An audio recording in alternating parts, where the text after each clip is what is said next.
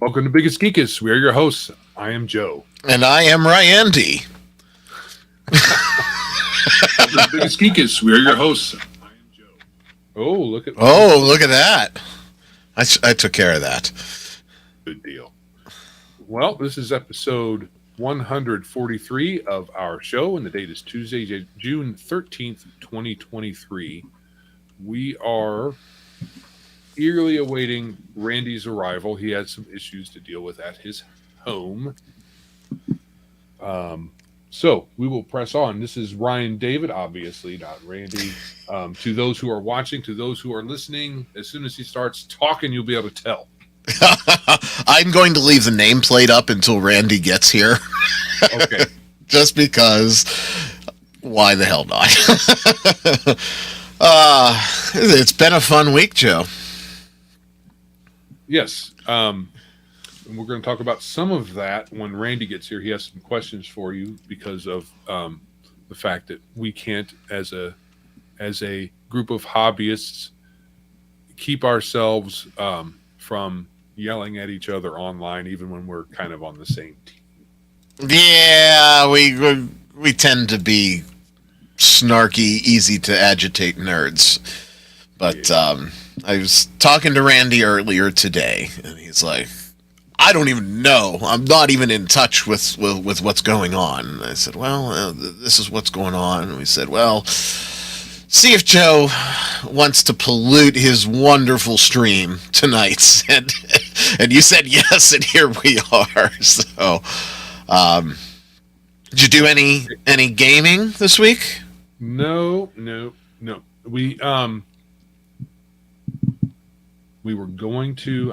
We were trying to get a Thursday game this past week, but it didn't work out. It was probably our fault. Oh!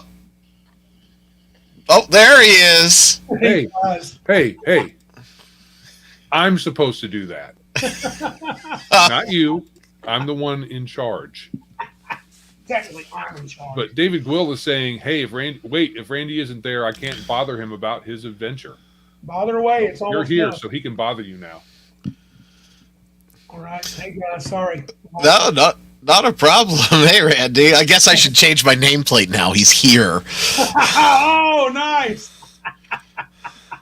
I can barely hear you. Me?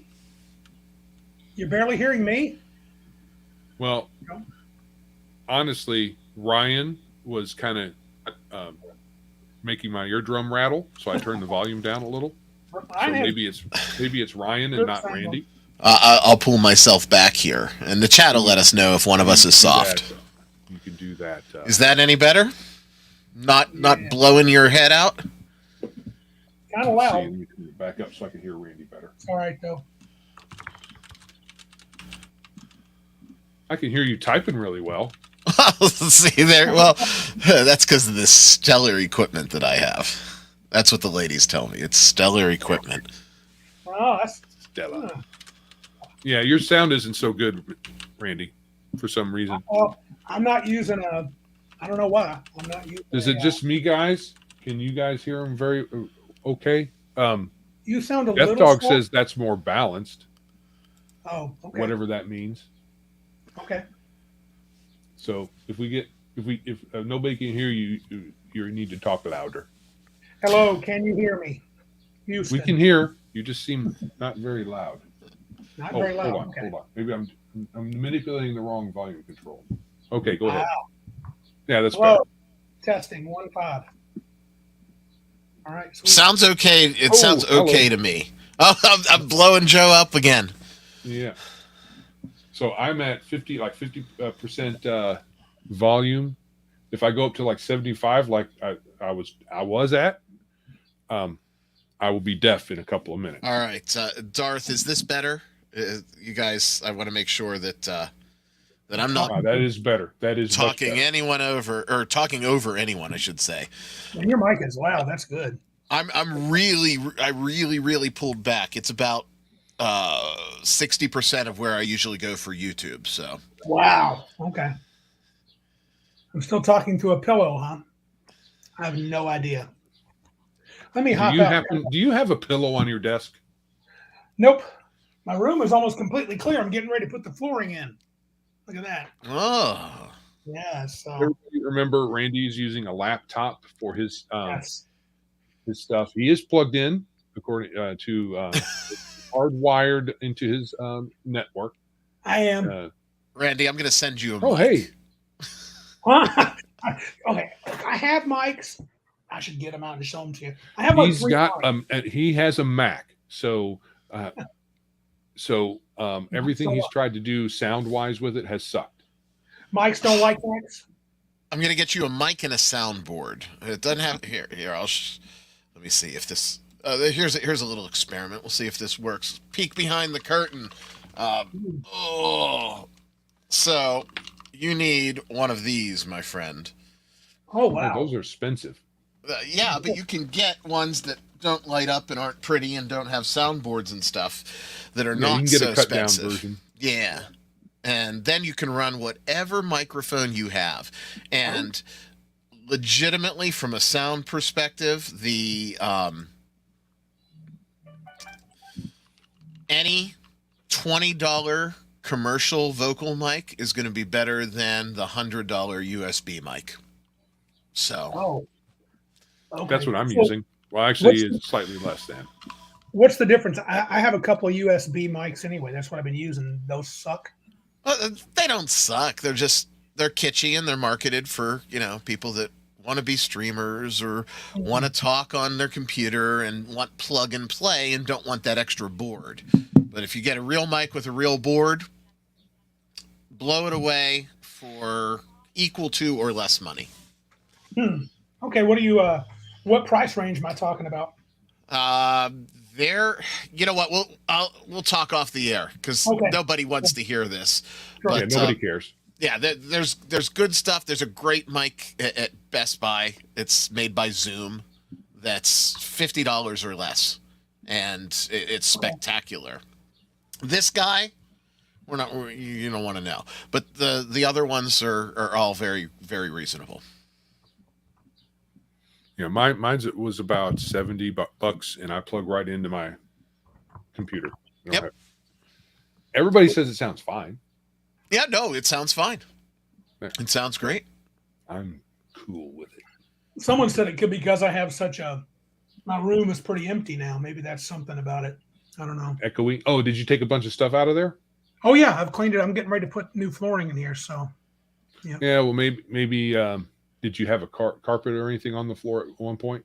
originally I had a carpet, but that's been torn out for months. I just never got around to putting the flooring in.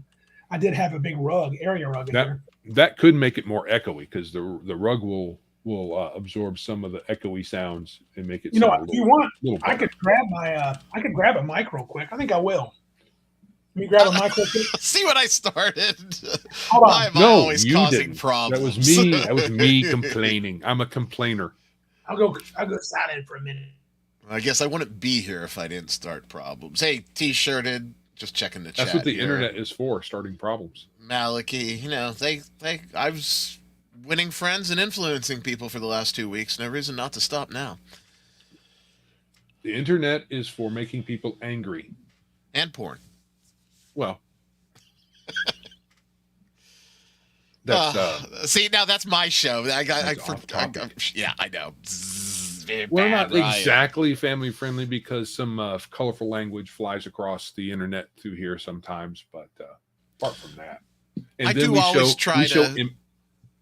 We show Go ahead. imagery from books, especially the older books, and sometimes there's some little line art nudity that's no big deal. But I try to put the filter in place because I respect your house. So, well, we appreciate that. We might. I don't. There's none of it. I think in this issue, we're going to talk about an old Dragon magazine issue. Actually, it was when it was called The Dragon, and this is specifically Dragon volume. What's it called? Not annual. Is it Dragon Annual Volume 1? Best of Dragon. Best of Dragon. Best of Dragon Volume 1. very cool.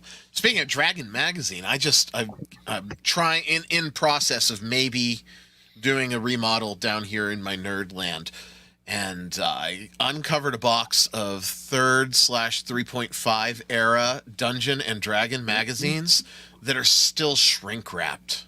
Holy So, crap! yeah. You could probably convince somebody to pay you $20 a pop for those or more Eh, if you really wanted to. I mean, I might as well. I could take him to the local gaming store Can you too hear this? and see what we could do. Can you hear that at all? Can Yeah, you hear Wayne. me? We can. I don't think that. Did Doesn't you sound switch different. it? No. I need to switch it somewhere, huh? Mm, Yes, and Apple is so easy to use. You should be able to just type in mic into your search bar, and it should give you a plethora of options. You should just be able to Kreskin it, and then Or just say it's ready to go.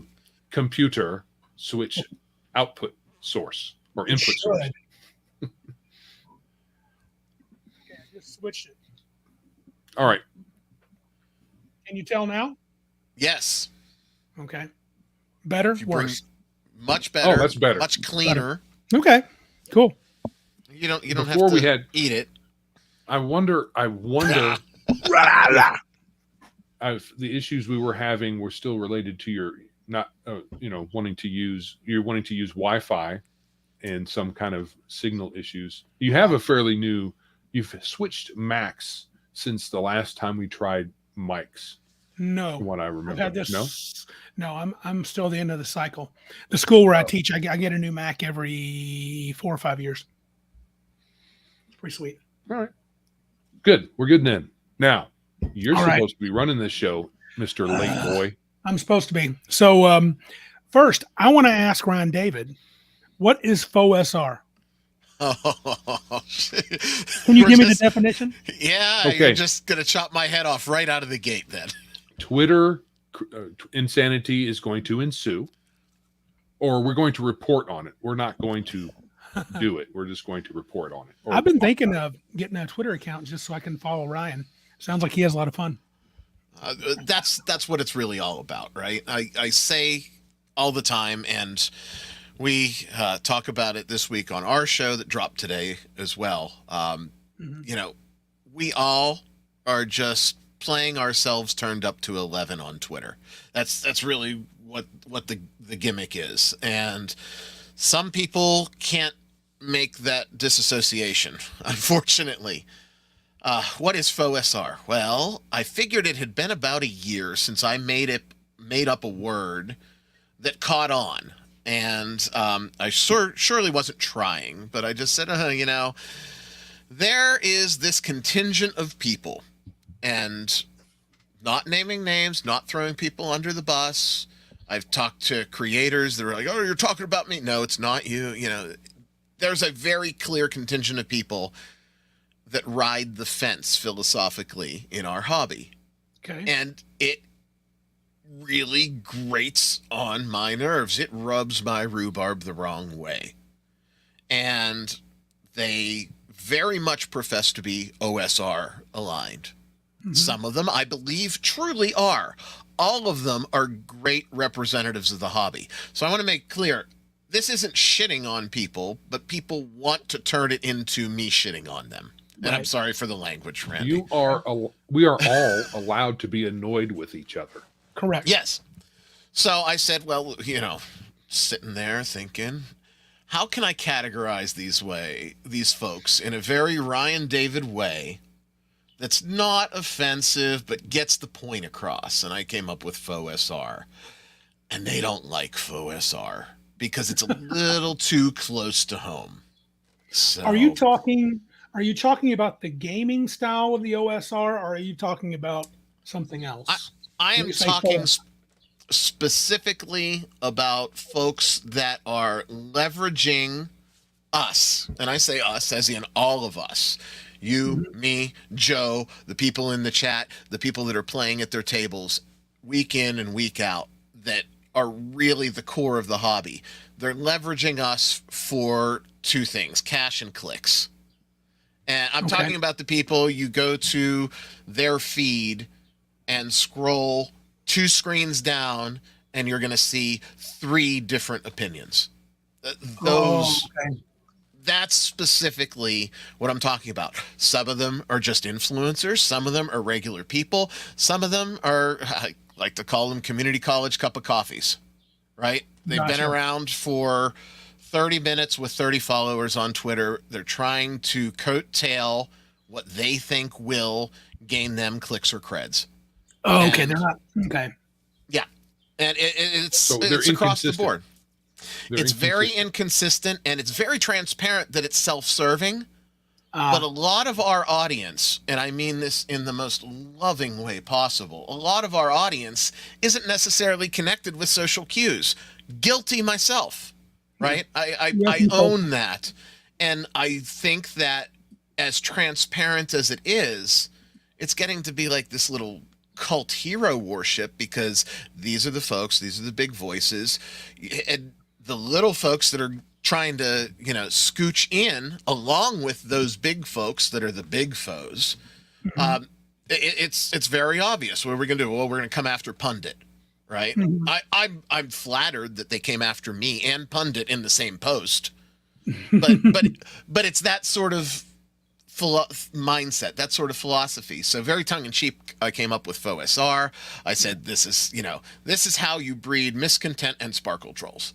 And you're going to end up with one or the other. You're going to end up with more fragmentation in the OSR, which we can't afford right now, or you're going to end up with sparkle trolls. So, I'm not really trying to poke any bears. I'm not trying to push any buttons. But as someone in our chat right now, T-shirted historian says, Ryan, you like to kick the hornet's nest. And I done punted this one for record distance, gentlemen. I've had private conversations with a lot of people, a lot of creators, a lot of influencers that either right or wrong agreed or disagreed, but at least they came to me. And then there's folks that haven't said a word and are taking shots left and right, which, hey, whatever. It is the internet. I can handle it. I've been called everything from a moron to a cripple over the last week. I own it. And yeah, on a bad day, I'm a pretty funny walking cripple. So it is what it is.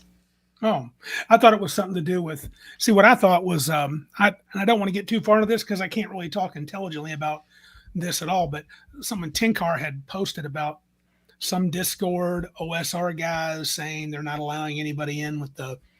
I thought it was connected to that, but I guess it's not. So there are private communities that are out there that are moderated by the bigs that are sort of sowing the seeds of this discontent. And, I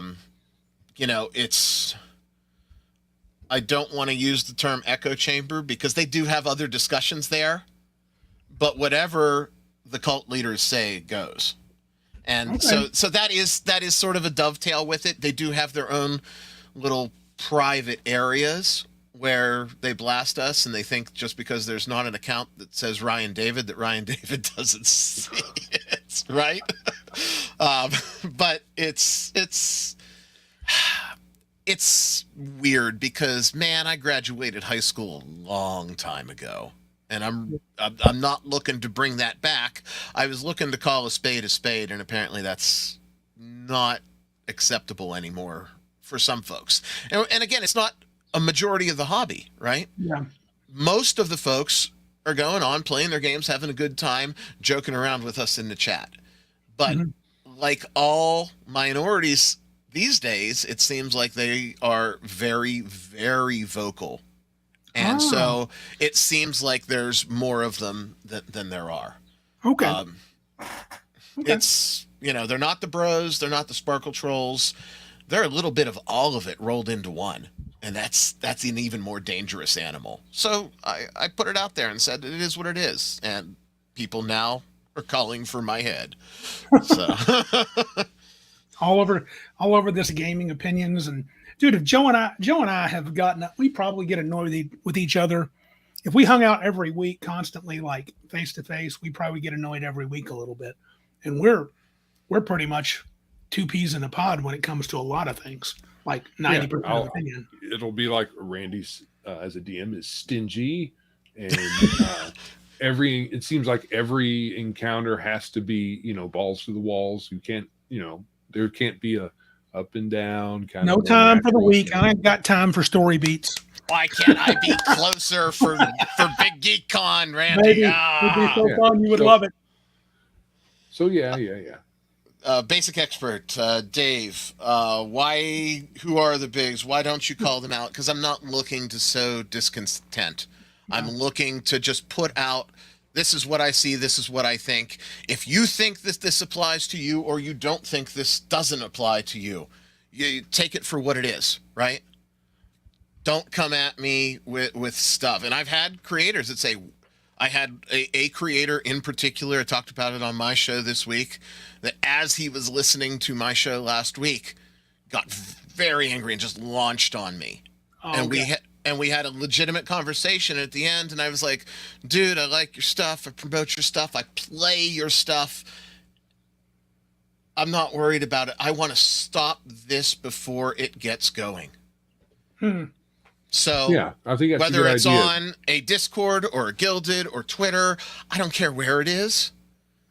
We have to pull together, because Joe and I were talking before the show started.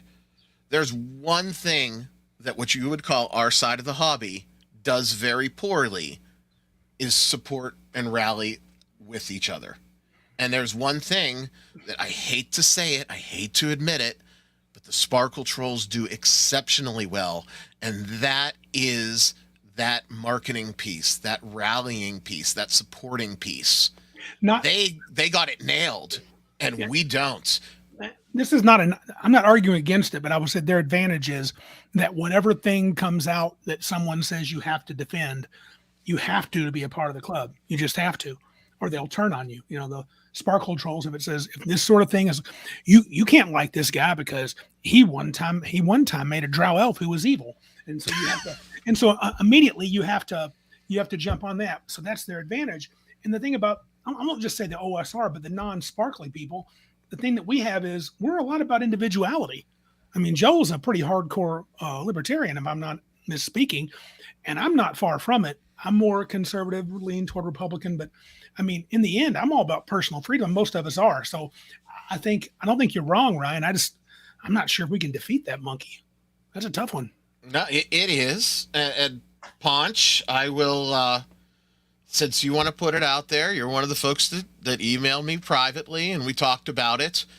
And 100% the lines you have been fed, you refuse to see anything other than what's been circling through that sewer. And I don't need to get to that level. We all need to support each other. We all need to move forward. But if we can't take criticism without seeing it as a condemnation, then we have a problem. Yeah, criticism's fine. And if we just leave it there as here's a criticism, and we don't let ourselves get all our panties in a bunch, because I know I've gotten a lot of not a lot. I gotten some criticism about Big Geek Emporium, and I have to look at it honestly and say, yeah, these things need to change and these things need to improve. And then when someone wants to keep going and get mean about it, I just ignore them. Hey, and that's part of growing with anything, especially as a business, right? I emailed you a couple weeks ago, said, "Joe, what the hell?" Yeah. And you know what? We figured it out. We see that there might be something, that there's a space for improvement. And in the end, did it matter? No, because there it is right there. Right on. It's here. So, all right. Well, why don't we go into something a little more positive? That's really yes. I think I can talk about, let's move on to let's talk about dragons. So this is our second part 2 on dragons. Last week we went through how dragons were different in all the editions, and I think we came to conclusion. I was listening to this yesterday. I think we came to conclusion that second edition had the what's that? Yeah, true. It does. I agree. And David, We should, as adults, accept criticism. absolutely, as given. And And not just about products either, maybe about process. And that's what it was, because the process, I think, hits more to the heart than even if you say, oh, this rule set is garbage, Right. When you're saying, your philosophy, your approach is something else. Then you got other things. All right, go Randy. Let's go on. Dragons. Let's get to dragons now. So last week we ranked them, and I think second edition dragons, Joe, I think we agreed they were top in terms of toughness compared to the PCs. But now we're going to delve into something a little more open, where I hope the chat will chime in their own ideas. But I first want to talk a little bit about the ecology of the dragon. And since Ryan's on too, I'll let him have his opinion. But Joe, do you want to go first? Do you have a thought of how dragons should be used in your campaign? If you were running or creating a world, how would dragons be used? Where would they appear? How common would they be? And all that's such an ecology type question. Sure. I think less is more with that kind of stuff, because if you can let yourself go really way down a rabbit hole with in a world with dragons, what would it be like? Then you have to figure out, well, are there a lot? Are there just a couple? And then, what do dragons eat? Because that's how they mostly affect the ecology. And how often do they go on rampages? Because a single dragon can destroy forests and all kinds of stuff that could wreck an ecology. Can lay waste. My thought, I guess I'm not looking for that. Maybe I'm looking for what thought would you put into how dragons influence the world as a monster? Like we talked about, most campaigns use orcs as like throwaway hordes of orcs. Well, how would a dragon appear? What would it do? What role would it fill in your campaign? I mean, I have my own ideas. So this is the less is more thing I was saying. Some of the ecology of articles can be interesting, but I had tried at one point. That's why I'm saying all this.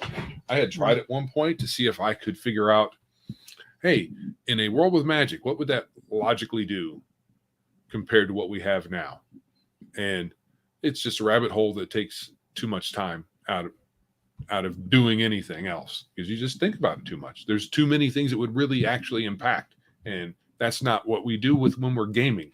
We go and have battles and discover treasure, hidden locations, and interesting things. Impacts are kind of too high level to worry about, I think, in my opinion. So dragons, they could fulfill a multiple different things. They could be rulers. Yeah. They could be, depending on the power level of your campaign, they could be events or more RP element in the background, because they may be more powerful than your characters can handle. So they would have to be dressing rather than things that you combat. So it depends on what you want. Oh, okay. And the dragons themselves, what are they? Are they the full gamut? Let's say the second edition, when they started, 12 age categories with wormlings, all the way up to the great worms, where those are forces of nature, almost godlike. So there should only be one or two of them on your whole planet, probably. But if you have that whole range of different kinds of dragons, then that's a different question than just saying there's dragons. Gotcha. Per se. Ryan, do you have an opinion on this idea of how you would use dragons in a campaign? Yeah. More of their influence in a campaign? I look at dragons, and when we're talking dragons, we're talking the full dragon, not like the young dragon, right? I always like to throw a young dragon at like a level 3 party, because it gives them we slayed a dragon, that sort of feeling. When we talk about dragons, right, I look at them as, well, as the DM, my campaign is a set of balancing scales, right? And the dragons are the large weights that when something needs to swing back into perspective, the dragon is the mechanism to do it. Whether it is good or bad, whether it is evil or chaotic, or whatever I need to bring some quick, big swing back into the campaign, that's what a dragon is for. So how it impacts the characters is going to vary from session to session to session and campaign to campaign. But if I'm missing a hole, or if there's this gap in my campaign where I might need a moderate level bad guy, or I might need some counter level because this region of the world is too magic heavy, the dragon is, it's almost a cop-out, but it's a very good go-to. It's thematic. It in itself lends to adventure. And, if you have a great good gold dragon, that can be a benevolent, like, king or ruler, quest giver sort of role. Whereas if you have the stereotypical evil red dragon, you can have the evil, nefarious bits sort of thrown in, and everything in between. You need the villagers to be, or you need the villagers, the players to be steered towards a village. Dragon attacks the village. Yeah. It doesn't always have to be players versus dragon. It could be dragon versus environment for that balance too. Right. I always like dragons. Like you mentioned the small ones. I've thrown one or two small dragons. Like I remember I ran, what was that first adventure in 3rd edition? They had a series of blue outline rimmed modules, and it had a Meepo as this kobold. What was it called? Oh, it's driving me crazy. Anyway, they had a little white. It's not Return to the Temple, is it? No. That had a cool dragon in it too. That had a cool dragon in it as well. Yeah.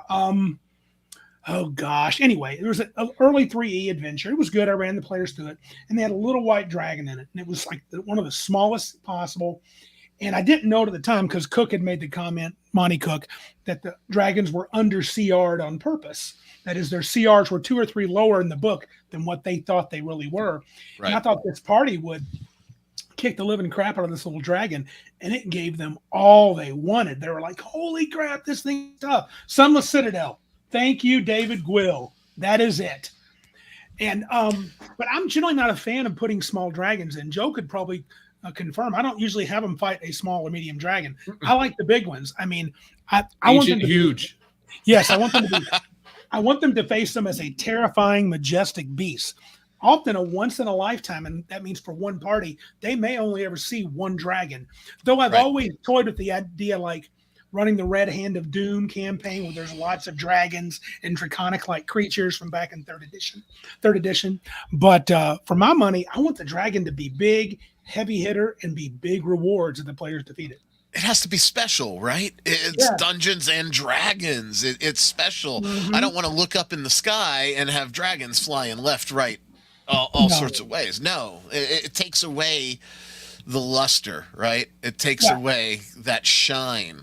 And, it turned me off a little with Forgotten Realms when they would talk about flights of dragons, and they had all these I remember it was the 1st edition where they had all these ancient red dragons outlined and defined in the booklet. Over here's this red and this white. And I'm like, how can your world survive with that many gigantic just predators of doom? I mean, I can never get that. Yeah. Well, some dragons eat meat, but some eat gems and gold and stuff like that. And there's some books that say dragons can eat inorganic material. Right. And so, yeah. So I that's was ready to say this. Yeah, you caught it there. Ironcaster. So that's a no on Dragonlance.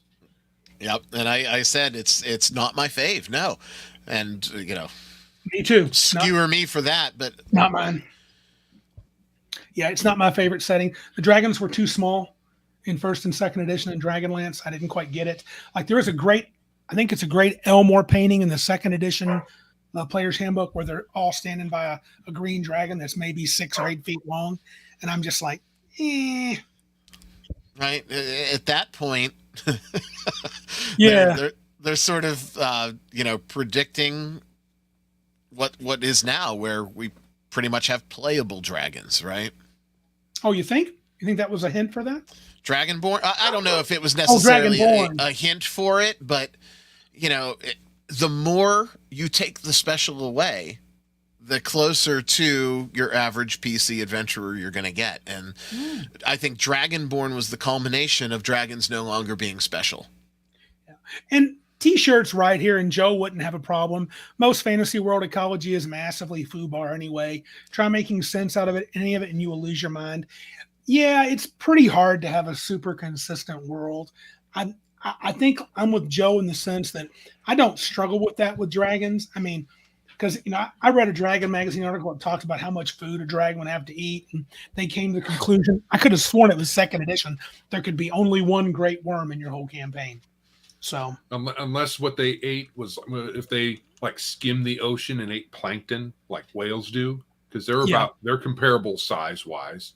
I mean, I think even in first edition, there's a lot of whales, and they just eat. They don't eat plankton. They eat the tiny little itty bitty fish of some kind. I can't remember what they're called. But and so, but what I was saying earlier, less is more. You put your dragons in there, and you do the things you want to do with your dragons. You don't worry about all that crap. You can think of interesting things that can happen as a result of dragons being there. Like you could have a trade in dragon parts, or with you have dragons and giants and demons and everything that's big and nasty. You have a trade in body part, monster parts. And that could be a result that you could put in. That's cool that you don't have to worry about too much, that the players would engage in. I know I would. That would be awesome. Now, did they have an actual, shoot me, points off of my nerd card for this. Did they have an actual, this is how much the dragon eats sort of reference or table? Or did we just look at it from the size of the animal that it is? Because, I hate to be the hand-waving DM, but they're magical creatures. Who knows how much they have to eat or what they have to eat? Correct. They have to be magical to exist. In first or second edition, I think they even implied the gold dragons eat gems. That's how they say. And if it's worth 10,000 gold pieces, I think it's probably worth more. I mean, more satisfying. Seriously. Right? No. Who cares? It tastes better. Gas station sushi versus the real stuff. Yeah. I think you have to make sure that the gas station sushi isn't expired and smells okay. I don't know how many of you have seen. There's I'm trying to remember the name of this YouTuber, and gas station sushi was the subject of his video. It's a medical show, and so usually this person ate 50 million candy bars in one sitting, and this is what happened. That's almost that kind of thing. And he's a doctor, and he says this is what happens when you do stupid things. And gas station sushi was one of them. But the thing is he didn't. The guy bought the girl, can't remember. The person bought the sushi, took it home, and then didn't eat it right away. And I don't even think they put it in their fridge. Oh, they just kept it at home for a day or two and then ate it. So anything from a gas station not refrigerated and then being eaten is not a good idea. No. I think David Grill has the best advice, which unfortunately aligns with Joe, and I hate for Joe to have the best advice.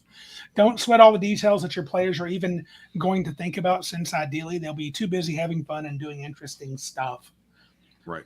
So another cool idea for having a dragon, and it could serve multiple purposes.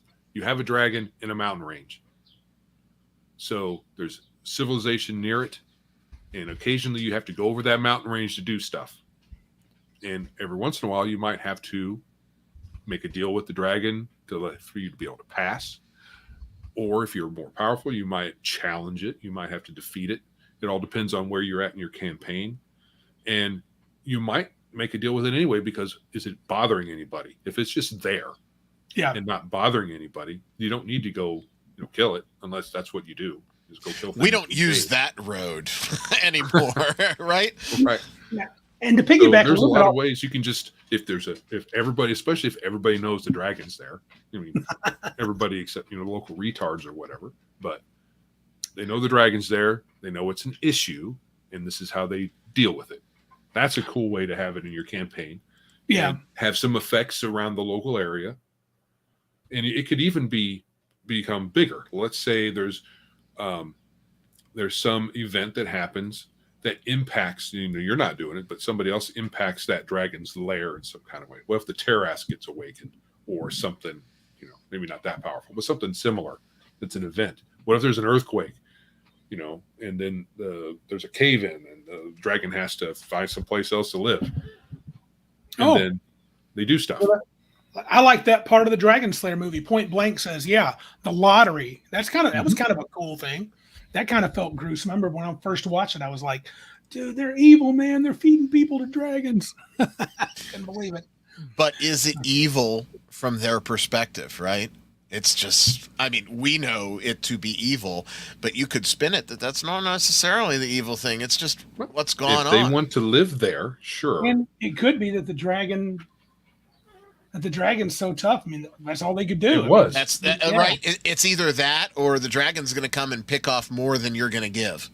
So I think it was that tough. There was nobody that could defeat it. They had to have a special item that was made with, that guy made that could cut through the dragon's scales. But they also needed to get that wizard there. That was the other part of the story. He had to get the wizard there, but the wizard couldn't make the trip, so they had to kill him and resurrect him on the spot. So, yeah. Oh, spoilers. Sorry. Oh, it has spoilers. Yeah. I think I have to agree with David Gwill, though. I always like I've never found a party, these things we talk about a lot with realism, I've never had players question much. They really don't ask me. We're too busy kicking indoors. Right, kicking butt and taking names. Yeah. And if your players are questioning a lot, then you're not engaging them enough as the DM. So you've got to really step it up a little bit. It's fine. You're always going to get the one guy. Wait a minute. Let's have a sidebar. That's always going to happen. But if that's happening every session, then you have to question why. How are they not engaged in my world, in their world, that they can, really worry about this minutia? Yeah, especially with the dragon. It's a freaking dragon, guys. Right? So if you go with some legends, you can talk to some of them. This microphone's driving me crazy. So do I need to ignore it? Can I look right at? Are you hearing me okay? You absolutely ignore it. You see what I'm doing? Mine's right here, and I'm all right here. I never look at mine. There's mine, and so okay. Unless I'm doing something all the way. Like you can put it all the way in your mouth if you want to. Hey now. That's what she. No, that's talk well. I'm supposed to be filtered. I'm on the classy show. Look at us, man, and we're screwing it up, man. All right. That's true. T-shirts got it right. Human beings will fight each other over stupid crap like skin color or a difference of opinion. Can you imagine a world with like even 6 races, much less 20 plus? Yeah, true. We have one race. Not without there being constant conflict, unlike in, the current Wizards of the Coast version of D&D, where everybody and Paizo, everybody gets along except for, the bad guys. And in reality, there would be one race in the end because the others would wipe each other out. And that's just probably. Well, the crafting gamer in time, they would all kind of amalgamate, wouldn't they? Because according to both Paizo and current Wizards dogma, everybody can screw each other and have progeny. So eventually it's all going to become one thing, a big, amorphous blob. Who knows what it would be like? Not too spicy, Lord Mateus. We're just talking about sex with humans. I'm just kidding. That's a sidetrack. Hold on. I want to get the crafting gamer. He made a statement, which is kind of a question to me. I'm a player that asks lots of questions, my DM, but for more detail. Oh, that's different. Yeah, it's fine if you need more detail. And if you're interested, that's fine. But I think and I don't want to speak for you, Ryan, but you're saying. No, you're on the right path. If that's what they're concerned about, like how much does that dragon eat? How did it fly over here? They got bigger things to worry about than how much the dragon eats. I'll tell you right now, he's about to eat 6 adventurers, so you better figure it out. Yes. So the response should always be for the question of how much does a dragon eat? A lot. A lot. Or who knows? If they found out, or if you knew, you were the meal and you weren't going to tell that tale. Yeah. All right. What about this? And I'm gonna because I've got several written down, and I don't know if they'll overlap with Joe, but they can overlap with Ryan David because we've never played a game together other than a little bit with T-shirt. I don't think we fought a dragon. What is your favorite way that you've seen? What does that say? Joe, I want to see your characters get frisky with the next orc he meets. Yeah, even the male ones. Yeah. Not likely. No. Although What my wife happened played in Orktown, stay in Orktown. yeah. My wife played an orc, a half orc, and I played a human. I didn't do the whole I'm in love with my wife's character no matter what it is. She had to find her own relationship outside of the party. So anyway, what are some of your most interesting, memorable times with dragons? Some of your favorite examples where you've encountered or you created or a dragon has appeared, had some influence in the scene or adventure. You want to go first? Well, I remember one of the first interactions we had with a dragon when we were playing.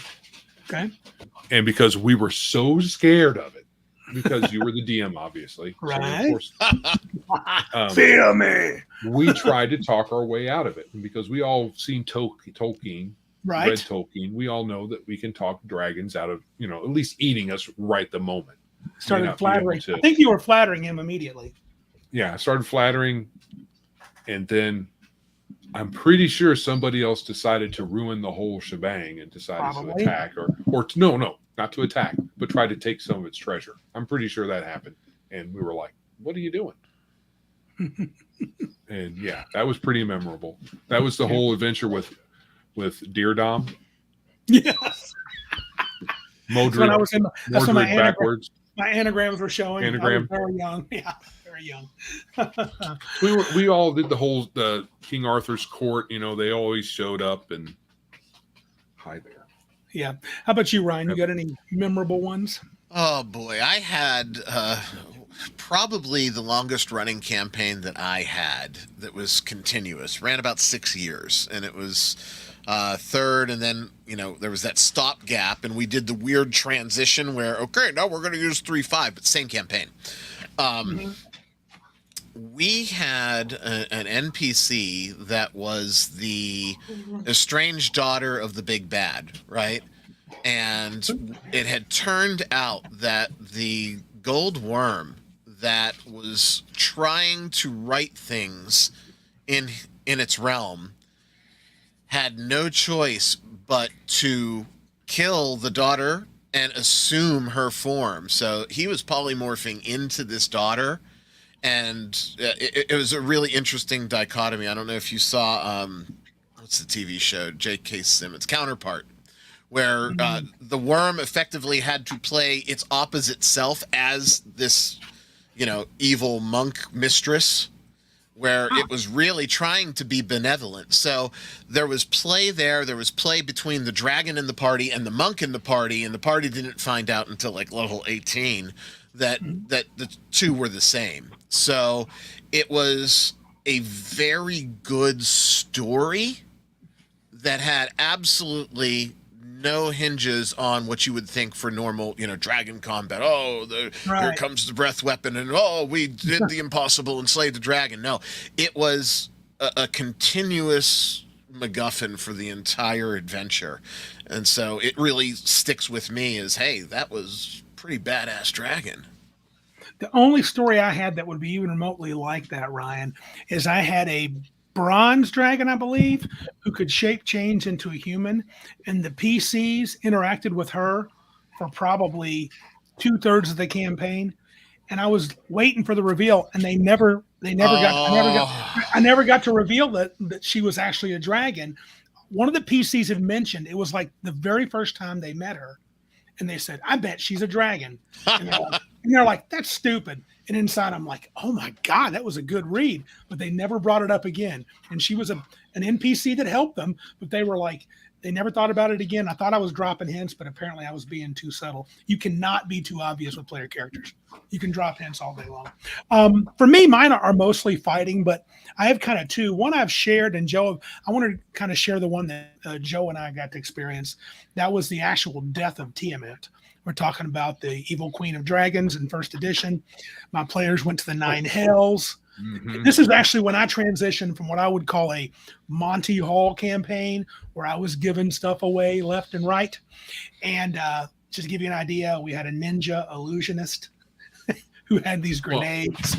Well, right, the ninja great. From the Dragon magazine at from the Dragon time, magazine was supposed to be an NPC, and it said it clearly in the thing, and someone twisted Randy's arm into letting him be an NPC class. Hey, that's how you learn, though. I let everything go, and they killed Tiamat the first round. And after that, they looted her lair in the 9 hells, and I'm just like, that's when I kind of threw my hands up in exasperation. I said, this is ridiculous. And then took a week off and thought about it and said it was kind of on me. So we actually started, me and Joe started, well, Joe had been reading the book for a while, but I actually started using the rules instead of making it up. And then they thought that's where I got I think that's where I started my stingy streak.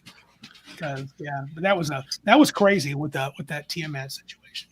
Yes, you overcompensated. Just a little bit.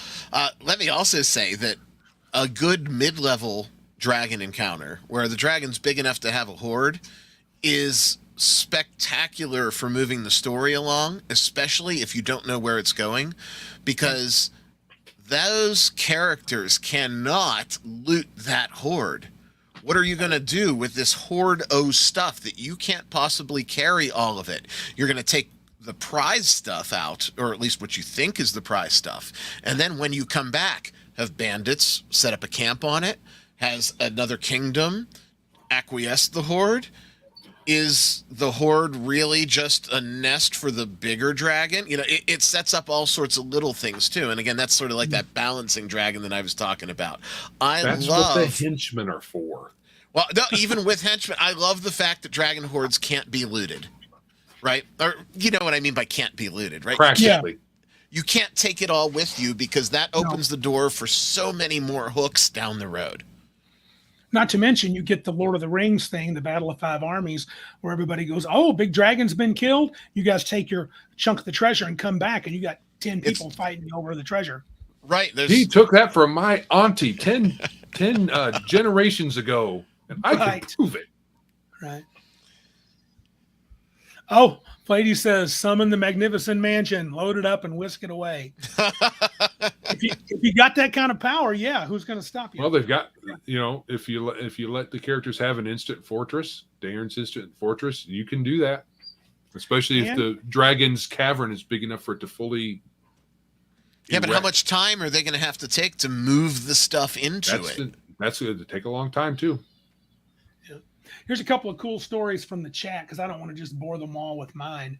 I got several, but Lord Mateus says this way back when. He's got a couple good ones. I starred your comments, guys. Rolled a random green dragon. The 3rd level cleric stepped up and parlayed while the rest of the party hid in the bushes. It was badass. That's cool. That's what you got to do sometimes.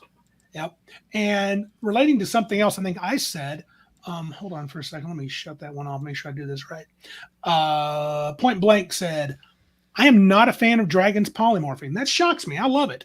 I think the idea of a dragon posing as a lesser race would go against their massive egos. Some of them maybe. Sure. Martinson says his would be the dragon. Oh, from our Seven Spheres game. Yeah, that was pretty boss. Yeah, Ryan, that was you played 3rd edition, right, Ryan?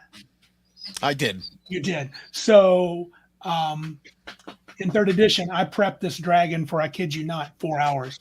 I spent 4 hours on one dragon. Well, it was epic, though. It was epic. We were characters were close to 30th level. So that's one of the last combats that you're going to have. You need to have it be like cinematic and epic at that point. And it was, wasn't it? It actually turned out pretty good, but I got disappointed because I told it last week, but the party killed it. No. It murdered the party except for 2 people. My wife was playing a 3/5 psionicist. She did, it's called time deceleration, and went back in time. They planned for like an hour. They came back together, and that thing my wife cast this epic level disintegrate and killed it with one spell. Oh. And its saving throws were all 2 or higher. It wouldn't matter what they cast, and I rolled a 1. So it was sort of anticlimactic, but the party, dude, they were hooting and hollering. They were loving it. So Hey. That's because there's enough drama in the fact that you needed that one. That's the only way that it was, that it was gonna happen, and that's what happened. So I was really stuck in that campaign, and I still struggle with this. And Joe already mentioned it, that I want every fight to be meaningful, but it doesn't have to be. Some fights should be easy, and the party should get to flex sometimes. Let's see. Yep. Ironcaster, we dangled a DMPC, shame, from a rope just out of reach of a dragon trying to force its way through tight corridors. The character had killed Tiamat, and the dragon wanted revenge. Whoa! You should have let the DMPC get 8. That's what DMPCs should. That's what should happen to all of them. The DMPC killed Tiamat. That's a dungeon master that has an ego. I'm going to take care of this crazy dog. I'll be right back. Let's see here. Jack the 71st. We had a gold dragon which followed the party, who was a polymorphed cat who followed. Now it's kind of cool.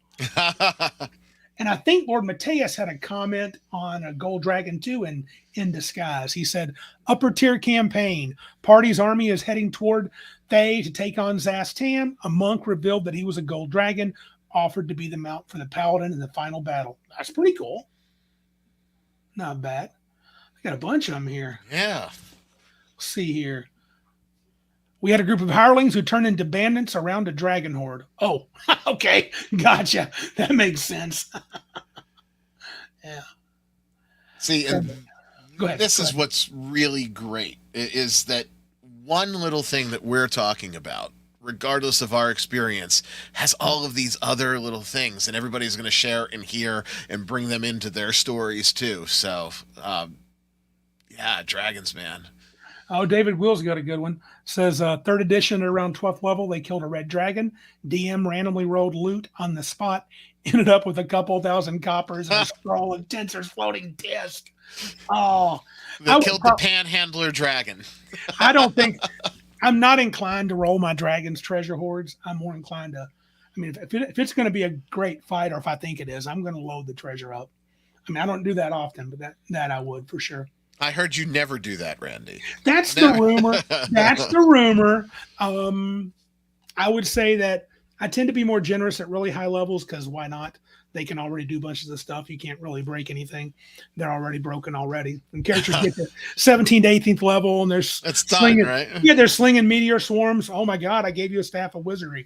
Whatever. Oh, I had a wizard that's just constantly used innervation. So when I was prepping, and I knew that this was the tactic, for the better part of 6 months, I would prep an encounter, then I would prep the encounter -1, and then prep the encounter a third time -2, and just have all of the different levels. So when that character finally bit it, and I did not target it, it just legitimately died in combat, I was like, thank you very much, because I no longer have to prep 7 versions of this encounter every time. Oh, I tell you, there's the thing about, especially with 3rd edition, it was so much, and I'm a math guy, I teach math, I like it, but it gets cumbersome to calculate all the stats all the time. I'm going to talk about that one dragon I spent 4 hours on. I used the Epic Handbook. It was Colossal Plus. It was ridiculous. Ridiculous. And it was like, and when they killed it, I was just dumbfounded. I literally was like, I thought about it. It was funny because they make fun of me. So I rolled the one behind the screen. I'm a screen guy. And I was like, it made its saving throw. And they're like, no. And I go, no, it didn't. And like, yeah. And then I'm like, yeah, it did. And I'm like, no, it didn't. I literally went back and forth, and then I just lifted up the screen, and they saw the one, and they went, whoa! So it was quite the moment. But you know what takes, and I think it's one of the few good things that 4th edition brought. I don't know how much you played 4th edition. About this time. Yeah, we went through it for about a year, right? Mm-hmm. And then found better things to do. Yeah. But the monster tools that were online in like the infant stages of what's now D&D Beyond or whatever, the monster tools for 4th edition were exceptional because all of that fiddly bit that you were just describing going through the handbook, it was easy. It was a menu. Pick, pick, pick. Even Done. for building your own monsters? Wow. Yeah, it was the one thing that as a DM I really appreciated, because everything was click and drag. So if I wanted to build a monster, I literally would say, here's the target power level or whatever, challenge rating, and I could go through menu by menu and pick skills, and you could create your monsters with stuff that's already there and already canonized, for lack of a better term, to make it sort of legitimate, but it would balance based on the skills that you put in. It's one of the few things that I give props to 4th edition for. Yeah, I think David Gwill's confirming. He said you could build anything from level 1 to 30 in 10 minutes. A buddy of mine loved the character builder too. He said he wouldn't even play if it wasn't for that. Now, go ahead. Well, we used both. In fact, my group, we all chipped in. It was $60 a year. Everybody chipped in. It was like $750 each at the time, and those tools are what made it tolerable. Gotcha. Yeah, because Lord Mateus and Jack the 71st make this comment roughly the same, guys. 4th edition was pretty bad with the math hammering. I think it was more to the effect. He said all the bonuses were hard to keep track of. Tell me what you think because you played it. A friend of mine said it was all the modifiers that were constantly going on, and when they would disappear and when they would go up. He said that frustrated my friend, or was it actually calculating? Was the mathematics worse than 3rd? I didn't think 3rd was hard, but I don't think the mathematics were worse. I think the combat was worse because it really took it and switched it to a tactical war game. And for my group, it was a hard pill to swallow, and I held on longer and harder than anyone in the group, even, because we went strictly from theater of the mind. We're not no grid, no whiteboard. We went from that to 4th edition, which was. Did you play 3rd? Yeah, we played 3rd. No theater battle of mind, huh? Okay. But 4th edition forced it, right? And so this was, again, back in the, 2007, 8, 9, 10, somewhere in there. I don't know. There was a divorce in that time period, too, so the years are cloudy. Right. But the push to go digital to a point, I embraced a little bit because I said, well, shoot, if I'm going to have to go on a battle map, I'm going to use Map Tool. I don't even know if Map Tool's still out there now. I'm sure it is, right? So we used Map Tool. We would literally set up a screen in the dining room that had the map, have a wireless mouse on the table, and click, click, click, click, click, and just pass it around the table. I liked it, but I hated it because it wasn't D&D, right? Okay. And it was I don't know that it was math heavy, but it turned it too much into a minis war game. Gotcha. Yeah, and I thought 3rd edition, because it brought in, to me, it was the first time it brought in the utility of the miniatures. Meaning, let me rephrase that. They let me actually use my minis, and it meant something to use them. Right. Counting squares was initially very cool, and then it kind of wore me out. Counting squares. I'm more of a range band guy now. I would prefer range bands. Yeah, and I think that for 3rd edition, we just all at that point were so conditioned that counting squares, it was just 5, 10, 15, 20, 25, 30. Yeah, we knew. I agree with you 100% on range band. In the auras that I'm working on, I just nailed it down to what we're going to have for range bands too, and decided against any sort of like feet or movement or squares or that sort of thing. Have you played 13th Age? Do you know how they do their? I do. I like 13th Age. I was a huge 13th Age champion. Careful, Randy. You'll get shit for that. I got shit for that this week. For liking 13th Age? Wow. For liking 13th Age. I was a big 13th Age champion until they did some recent flapping of their lips, and now I went from all in to all out. So I was ready to. Was it the whole sensitivity reader thing? Yep. Yep. That drove me crazy. We had mentioned it once on the show. I was excited about second edition. I've met Heinz Sue, and who's the other dude? I met him too at Gen Con. Heinz Sue, and he did third edition too. Jonathan Tweet, and they were nice enough guys. Heinz Sue's nice. Tweets just seems a little well, to say he's odd. Look, it's a Look at us. pot calling the kettle black. But I like 13th Age. Oh, did you? Point blank, I have a question for you. He says he loves 13th Age. It's how he found this channel. Did you listen to talk about it a bunch about it? Yeah. We did like an 8-part breakdown of 13th Age. Joe was like, is this ever going to end? I'm like, I don't know, dude. I get so much to talk about. 13th Age was the only fantasy system that my group ran since the inception of 5e. That's how much we liked it. It was our 5e replacement until probably COVID, right? Not because we didn't have other stuff to play, but just because it was there. We were in a long-term campaign with it. It works. It was easy to pick up. If you had knowledge of just core D20 stuff, you could play 13th Age. So, we've kind of, I fell in love with it. Then we kind of fallen out of love with it. And now I like it mostly for one-shots or very short campaigns. It's a great pickup game. It's a great pickup game. You can't beat it with a stick. Now, did you play with the straight-up setting icons, or did you create your own icons? I have a whole campaign setting that got nowhere with my own icons. It just died. It might have been during COVID when it fell apart, but mostly we play with the Dragon Empire. Okay. I was going to say, we took the icons as sort of templates. We didn't really change them, but we overlaid our own stuff onto it. That's what they are. Yeah. Yeah. Yep. Point blank. All right, man. Good job. Hope we didn't bore you because we went into super detail. Okay. Why don't we talk about alternate takes for dragons then? And then we'll move into Dragon Magazine. So I've got like 6 of these. So do you guys want to start? Or how about I start with one? So when you're saying alternate takes, are you saying dragons in a different form or different uses?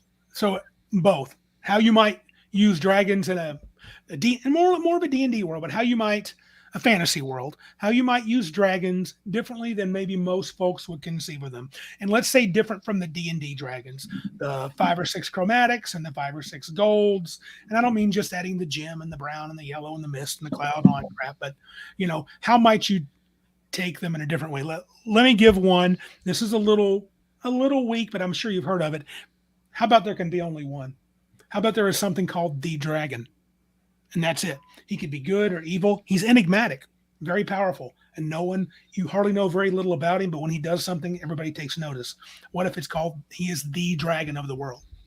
That would be an interesting take. Just one dragon. Anybody got others? I've got a boatload of them, so I'll let you guys go. Right off the top of my head, what can I...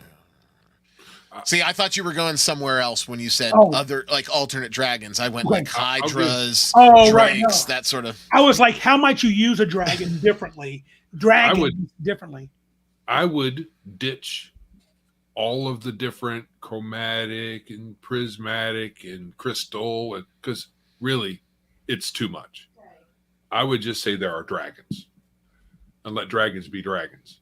You don't worry. Are they good? Well, this one it might be. But, who knows? You could just say they are a force of nature. They're beasts. They're magical beasts. Alignment. Who cares? They hoard stuff. They take people's stuff. Some of them may just mind their own business.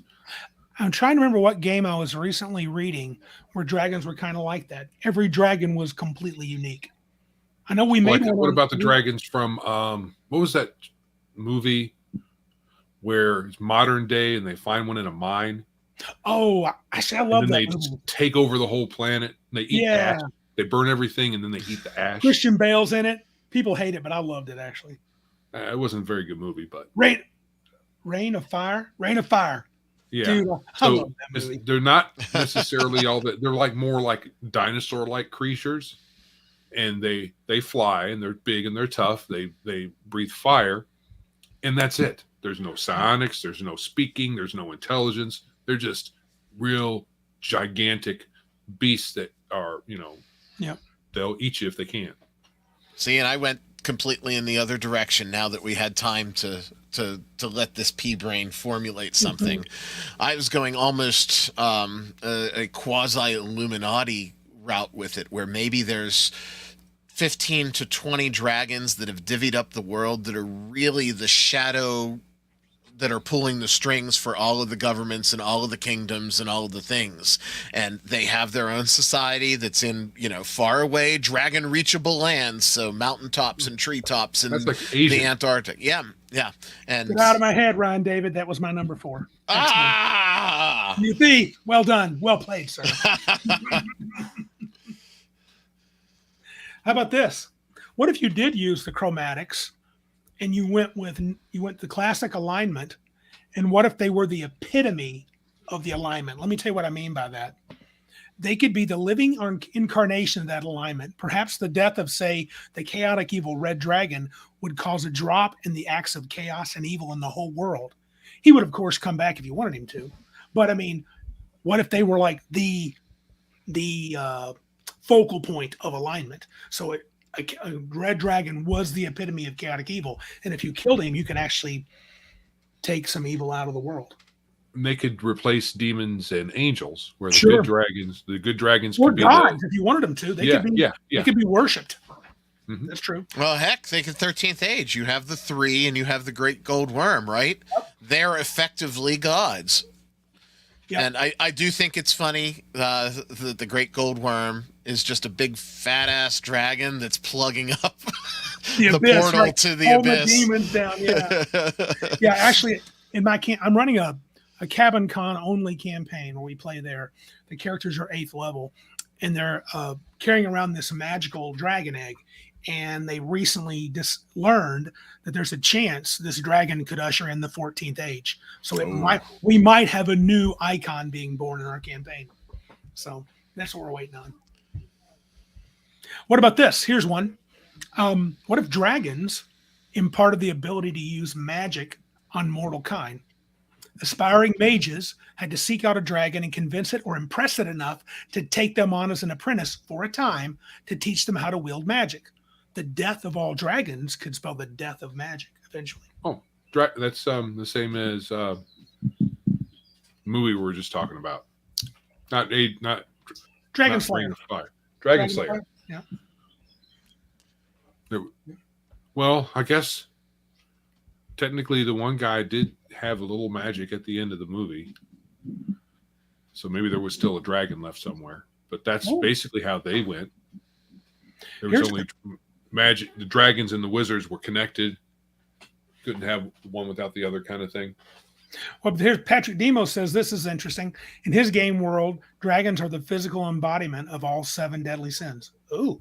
Oh yeah, some sort of like what you were saying with the alignment. Embodiment. Yeah. Similar.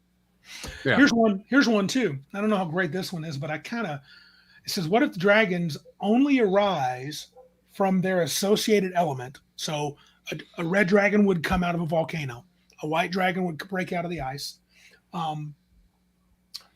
For some purpose, foul or fair, when called forth due to some portent, an apocalypse, a god. So dragons don't really exist until they're needed. Maybe a good god needs a savior or some icon for the people to look at. So a gold dragon is born. Almost like they're the avatar of that god. Almost like that. Or an apocalypse could be that when the red dragon is born, the world will be destroyed. And the red dragon in 13th Age is such an engine of destruction. Right. Yeah, that's pretty cool. I got one more unless you guys got some. Hit me with it. No, I kind of like the one that's going to be coming up. Oh, what's that? Oh, okay. One that I have? Or you want to read it? No. Actually, you already said it. The one where the dragons. It's not. I don't see it in the. Oh yeah. C. Oh. Dragons are where you get magic. Yep. That's pretty cool. I like that one. Well, here's the last one I had. What if the dragons are the mortal forms of deities who only appear infrequently to keep a closer eye on their followers? Perhaps in this form, if discovered, the deity can be slain by mortals. That's also kind of Asian too. Yeah. So if a dragon appears, he's literally a god, but he's a god who's no longer protected by his divinity. And so if that was a task, That's how you get rid of the god. You have to you have to be opportunistic or trick it into coming into that form, and then yeah, very very cool. I was Very, very imagining, cool. because I love to. Joe says I like to screw the players, like maybe talk a good party into going to kill this dragon, and It's really a good god. yeah, it's a good god, and this evil person's like, I want this god destroyed, and maybe the dragon recently had to maybe there was a town that was ravaged by a horrible disease, and that dragon, out of mercy, had to kill them all.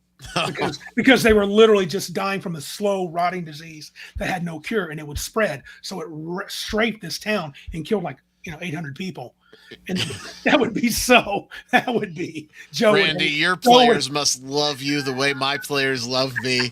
It's great. I would be lucky. I would be lucky if I would walk away with my balls intact. They would probably kick the crap out of me. Joe, like, you jerk.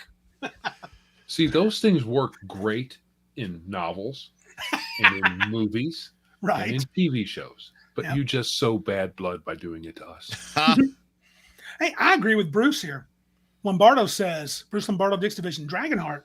I think that's a cool idea for dragons. The whole how it could save somebody. I like that. And the movie was pretty good too. Well, that's not how all dragons worked. That was just how. No, but it would be cool if they could. Yeah. I always like the idea of dragons being super magical, doing things that people wouldn't expect. Doesn't mean they're slinging fireballs and stuff, but just something kind of cool and mystical. They need to do something different all the time, right? I would like them to. That would be fun. They were smaller in Dragonheart too, weren't they? They were. See, Sean Connery, the one he voiced, was pretty good size. I don't know. They seem to be big, but not, they weren't gargantuan. Well, your 3rd edition colossal dragons, dude, they are ginormously huge. Oh. Hey guys, I have my Tuesday night group that's starting to assemble. We play at 9. Ooh. Okay. And I'm getting the high sign from the boss that folks are starting to show up.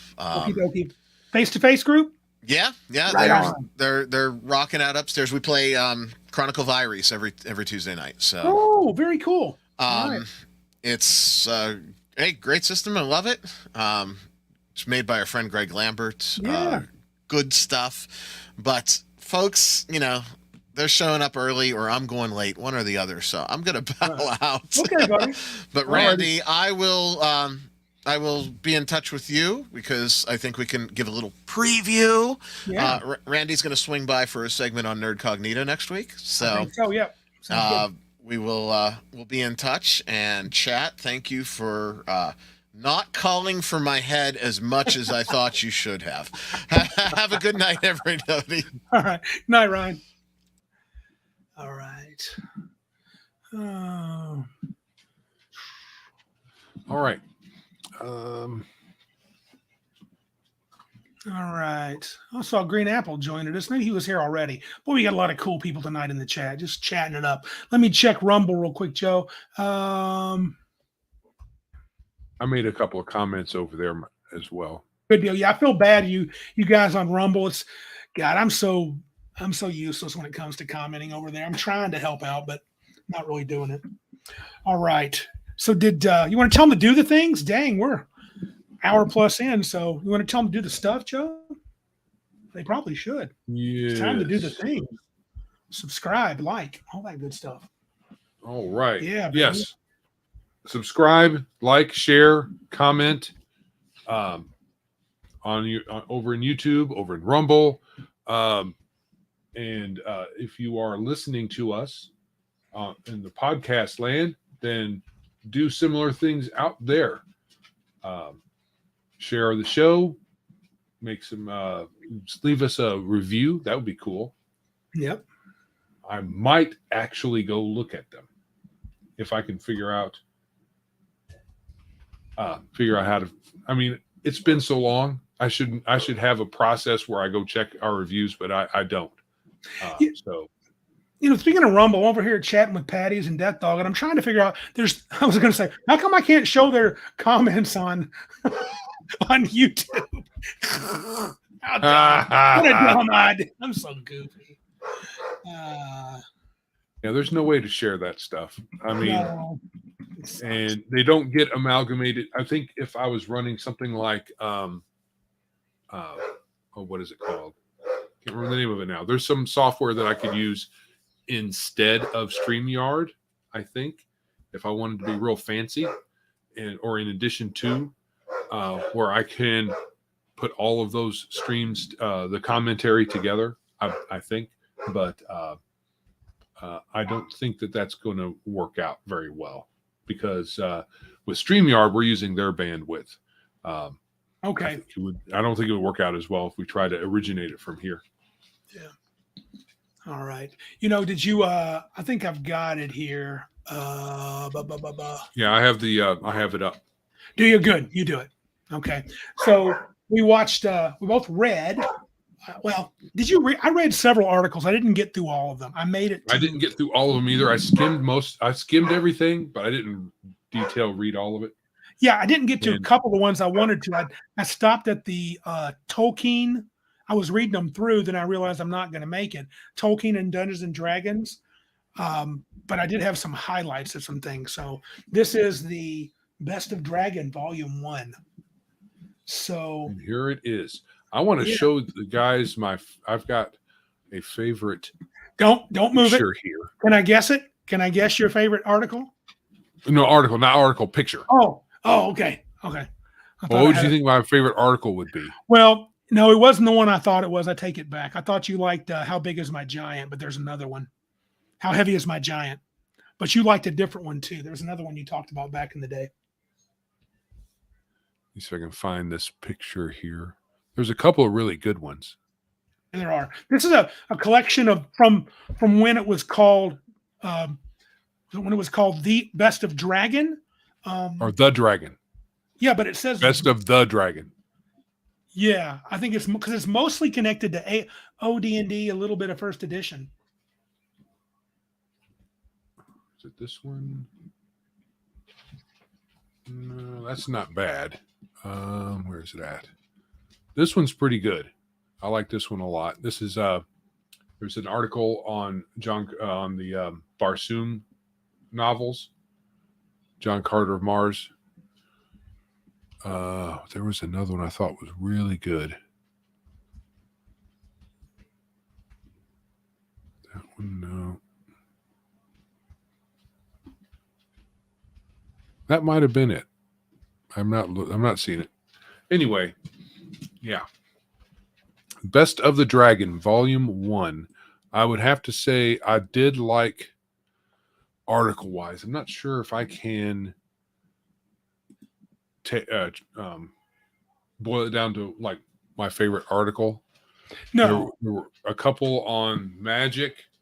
What did you think of it? Did you have an overall? I mean, you've probably been, now I don't know. You were a pretty consistent reader of Dragon, right? Or were you on again, off? Yeah. Yeah. So I was for a while, but right. Cost gets in time. And you know me, I was fanatical about it. So this is basically OD&D. They reference a lot of OD&D in this one. Yes. Maybe some basic, but it's a conglomeration, a collection of articles, some from Gygax. Gygax had a couple. In fact, could you show the table of contents there real quick? This is the cover. Yep. And this is from way back. Mm-hmm. From 78. Or there's an advertisement. It's a revision, actually, of this. This is a revision where they remove some of the they called it a 1.1. It doesn't have the commercials. What are they called in magazine form? Ads. They removed all the advertisements.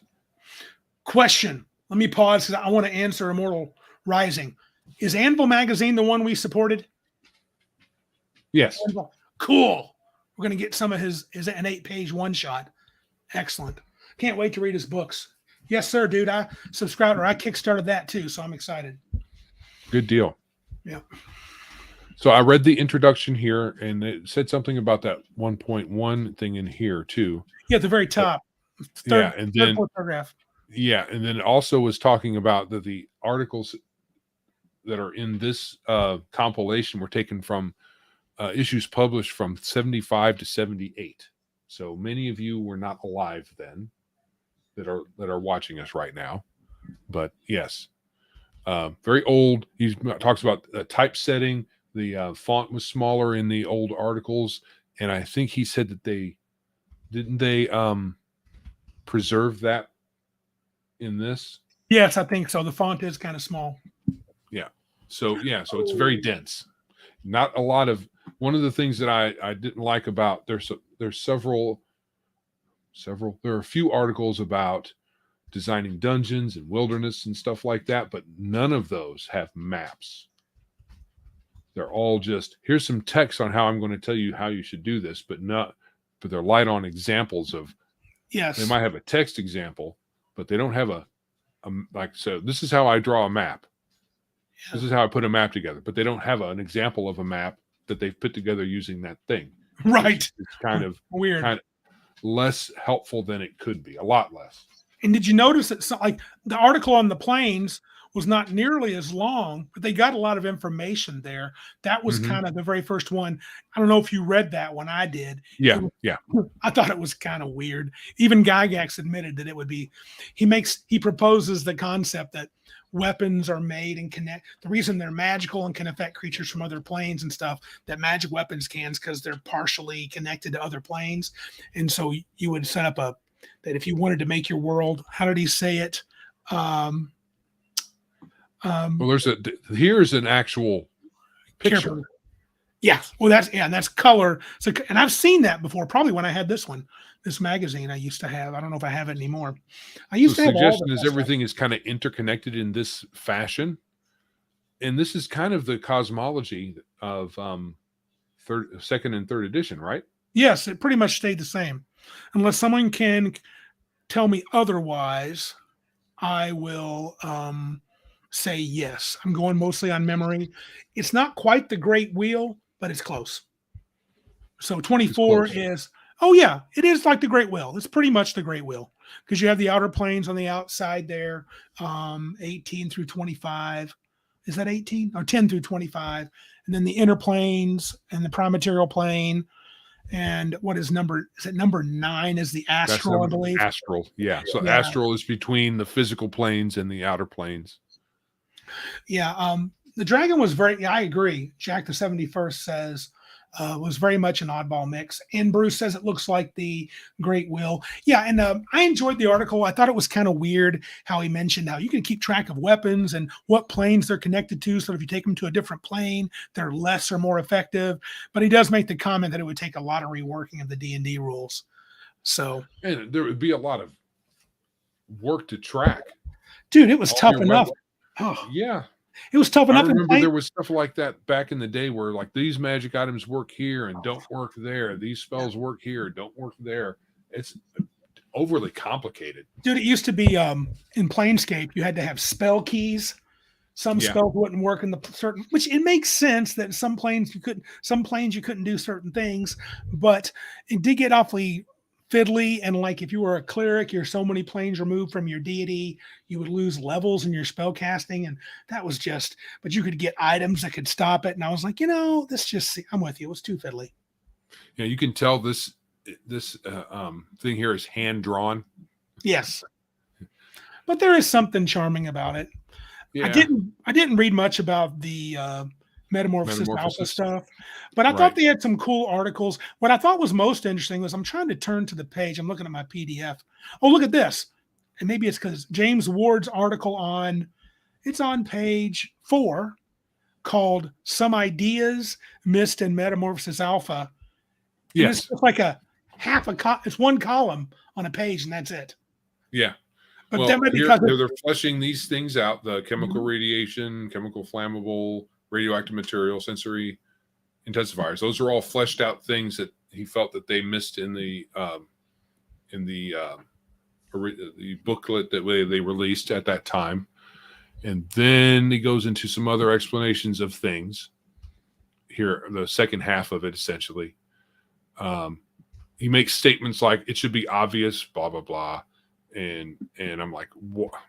I hate when game designers or people in general, this should be obvious. Some things are obvious, I guess, but Mhm. having not read the original material, I don't know really what should be obvious. It's difficult. It's just like the when you said you can't be too what were you saying about giving hints and clues? You can't be Yeah, too you can't be too obvious when it comes to giving clues. Absolutely not. right. So anyway, yeah. So I read through some of this stuff too. I skimmed it really because we didn't play. I've never played Metamorphosis Alpha. No, Did I would that become? I would like to. It sounded cool, actually. Is this the game that became? What was the other one? Gamma Um, World. I don't think so, nor did it become Star Frontiers. I believe it was you're on the ship called the Warden, and it's like Yeah. a living world ship. Right. So like, you can literally live in there. But yeah, if you look at that, did you notice the table of contents, dude? There's a lot For of what? articles in this collection. Oh, okay. You get a lot of articles, a lot. Show the table of contents, dude. Yeah, Yeah. that's great, dude. What a deal this was for $5 or $6 back in the day. Yeah. So right. So they talk about D&D, the system at the time. Mhm. They talk about Dungeon, which was I think a board game. Not Yes. the Dungeon magazine, but a board Right. game, because I didn't get it at first. No. But yeah, and they talk about they have this article on the two on Metamorphosis Alpha, hmm and they have an article about if you happen to be using the supplement for Barsoom in the chainmail supplement for Barsoom, Yeah. here's an article for you about how cities could look. And I'm like, that's awfully obscure. Yeah. They had the original Ranger class and a few other things. The Bard. Was the And- Bard in here? Yeah, there's statistics regarding classes, bards. I don't know if it's considering a new bard, or I didn't get that it was like a reworking, because bards, it seemed like it was, here's my idea of what bards should be like. I don't know if at the time that article was written, if the AD&D first edition had come out with that bard, or with because the bard for first edition was in an appendix, right? Yes. And that's where you had the dual class. This might have been pre-first edition though, so it might have been from what page is the Bard on according to the title? 40. Where is it at?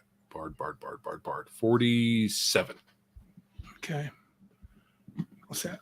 Oh, the Illusionist variants, and then the Bard. Where's This the Bard? doesn't look like an old D&D formatted No, it doesn't. You're right. class. But There's Illusionist, Tombs and Crypts. Oh, where's the Bard thing go? I thought it was in the same spot. did Bards get magic user spells? Yes. Yeah. Okay. Illusionist. Yeah, the Bard's on. I can't read the page number in the actual 47. Yeah. You sure Oh. it says? Oh no, this is pre-first edition. Pre-first edition. Yes, that's it, Jack. The 70. There we go. We're talking about So, the yeah, war this is DCC. Thank you, sir. See, this is so considering it's statted out to 25th level. Yep. There's no way that's Yeah, but you can be a first level bard, and you don't have a special. The bards aren't like special classed in this. You're just a bard. just a bard. Yeah, this is pre. I'm like 99% sure this is all pre first edition. But again, D&D is so close; it's hard to say. Did you see the article a few pages back? I want to say page 45. If you can go back to 45, I think that's 45. Maybe it's a little bit. How effective is a Panzerfaust against a troll, Heinz? Oh, yeah, that's up By here. Gygax? Yeah. I kind of started skimming that because Yeah. But and of course here we go again with the. I guess this artwork here looks familiar. there's no telling who it is. Looks like up here is perhaps the signature. Is the way that? Well, no, that looks like just some. Anyway, it kind of looks similar to an artist from that period. Anyway, um,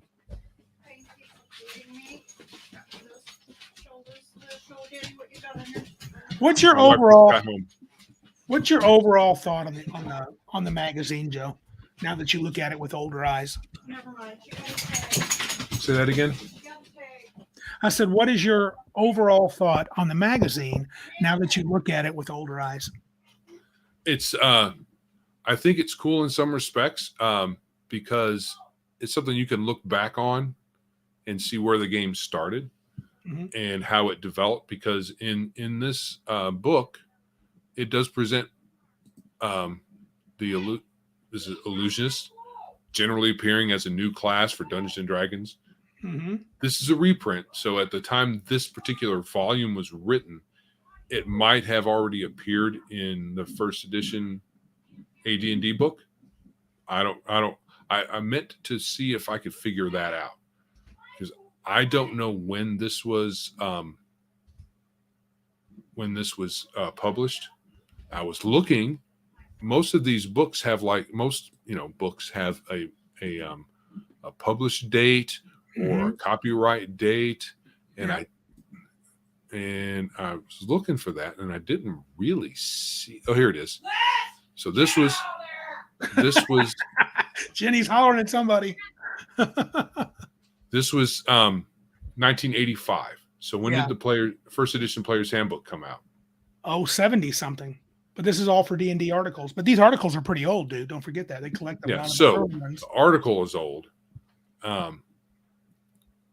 So it was in the 70s when these came out. So it could, who knows when exactly?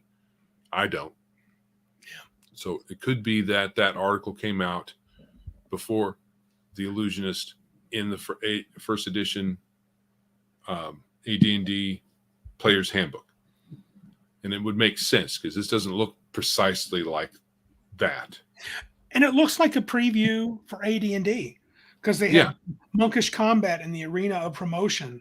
The illusion. Right. And that was an article I didn't really care for. Really? They had little hand. Yeah. Let me.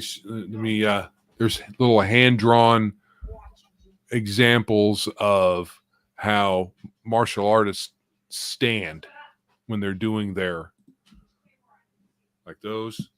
Oh yeah. And they talk about the different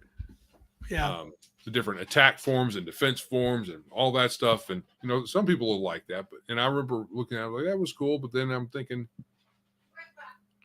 it's too detailed. We don't do that with sword fighting. And there are, if you get into fencing, there are definitely we have a dog that is trying to get my wife's food, and she's obviously not into it.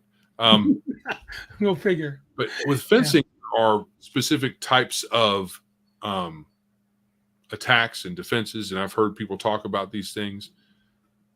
We don't deal with that when we're talking about any other kind, but a lot of people feel that you need to have this level of detail. Well, I think, I was thinking about this. I was taking a bike ride yesterday, and one thing that crossed my mind, especially with this magazine, was in old D&D. I remember hearing, was it in Secrets of Blackmore, when Tim Kask or somebody said, we thought 7th or 8th level was a superhero. They seemed unbelievable. Why would anybody want to play any higher level? And so their concept was often grounded as much in reality as they could get. I know they had dragons and demons, but they tried their best, I think. Jack the 71st says the articles came from the Strategic Review. I don't know. Is that what it says? It says right? Here, Best of Dragon magazine. Right. Now, maybe Strategic Review is lumped into that in a continuum. Yeah. But it's pretty specific in this article, in this introduction, that they took these from Dragon magazine articles, from the Dragon. It says, Volume 1 stands by itself in our series of anthologies as the only collection of previously published articles that displays those articles with same titles, typography. And these were published from 75 through 78. The Dragon. Yeah. So I think the Dragon had already changed to Dragon. Much of what appeared in those days ended up becoming part of AD&D. There you go. Right. Yeah. So And back when I had my it large might collection, be that the strategic review morphed into the Dragon, and they might have taken some of these from that yeah, and still call it the Dragon because that's what it became. But not knowing one of the validity of that, it says specifically right here they all came from the Dragon. So I don't think I owned any Dragon magazines titled The Dragon, but I did have ones. My favorite editors were probably Kim Mohan and Roger Moore. you would know because there was a very big difference in quality Yes, when it pictures were from the worse. it was much more professional. There was I don't know if it was gradual, but you can definitely tell a difference between, I mean, at some point the old, when you look, if you look at some of the older covers, they're really not that good. Yeah, check this out, dude. Oh, I can't share while you're there. Can I present over your presentation or not? No. Okay, Do I'm you just going to think you are? I I can was stop it if you want to share it. Yeah, if you would, I want to show you this picture of the dragon. I just pulled up Dragon magazine. Um, picture of Dragon magazine #1. Um, that's the very first one. Actually, that's not the worst. That's not the worst dragon. It's not. But yeah, it's a little It's not the on best the either. cheese side. Yeah. Agreed. Sorry. Go ahead. Yes. Yeah. Yeah. Yeah. Jack is confirming what Bruce said. Looks like strategic review turned into the Dragon, which turned into Dragon magazine. Yeah. I had a buttload. I must have had 200 Dragon magazines at one time, but I collected later on, like in the late 70s or 80s, is when I started reading Dragon, I think. But I think, okay, so there's another article in here from Gary Gygax about, it's kind of a short article on the evolution from older versions of D&D, Mm-hmm. inception of D&D from chainmail to what was current at the time of the article. Right. And it pretty much goes along with what most of us know of the history. And, you know, there's some opinions in there, but it's mostly from Gary Gygax's point of view. It would be interesting to have a similar article from that time from Arneson. Yes. To have both points of view. Because according to this article, according to Gary Gygax, he got like 15 or 18 pages of notes that he then transformed into 300 pages of manuscript for D&D at the time. So, Joe, I have to step away for a minute. I'll come right back. Sorry, bud. Sure thing. So, yeah, I will say, if I had to take it to, well, that was a good article because it kind of gelled a little bit of the history for me. I liked the introduction here because it gives a little bit of history about this particular set of articles, and it's worth. I think it's a good read. I've been listening, re-listening to all of the Mars stories on audio, and it was cool seeing this article. I'm going to get more into. It's a short article. It's not very long, so I'm going to read through it in more detail. It's about the cities because on Barsoom, which is what the denizens of Mars in Edgar Rice Burroughs' set of novels calls Mars. They call it Barsoom. There was once a great civilization that spanned the whole planet, and but it's in decay, and there's lots of ruined, deserted cities, and he goes into some detail when John Carter comes across them. So you learn some interesting things, that they had a lot of culture, that they were most likely more like humans on planet Earth rather than the varied races that are there now. Or at the time John Carter's there, where you had the green and the red and the black and the yellow and the white. And I think that it's more interesting in my opinion than the movie that Disney released, where it showed the red and the white, but none of the other ones, or then the green. But there was a black and a yellow as well, and it's a really interesting how they all kind of gel together in the story in relationship to its old history, where many of them kind of intimate that they're more like just humans. And somewhere along the line, that civilization decayed and devolved into the various different races because of the way, I guess, because of the environment. Water was plentiful, air was plentiful.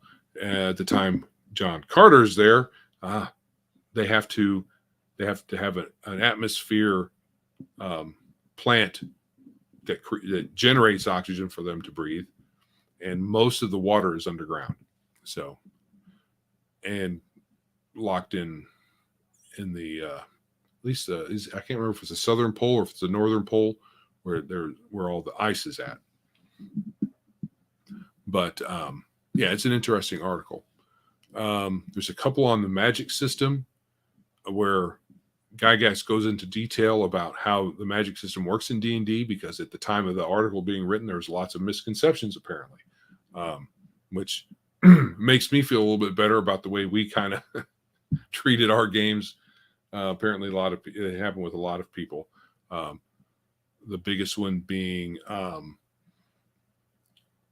according to the article, the one that he mentioned. So it seemed, if he mentioned it, it seems like it was probably at least one that got on his nerves, where wizards can just cast the spells that they know as much as they want.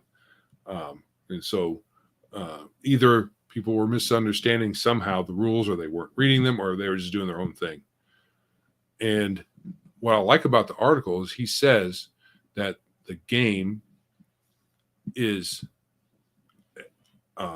alterable, expandable, suitable to your table, what you want to do. He does say that if you go too far, it's not D&D anymore, but like every other time where Gygax says that, he doesn't give any details about what specifically how far you have to go to where it's not D&D. So, which is good, because we can all do what we want with our games. Let me look at this contents again. Let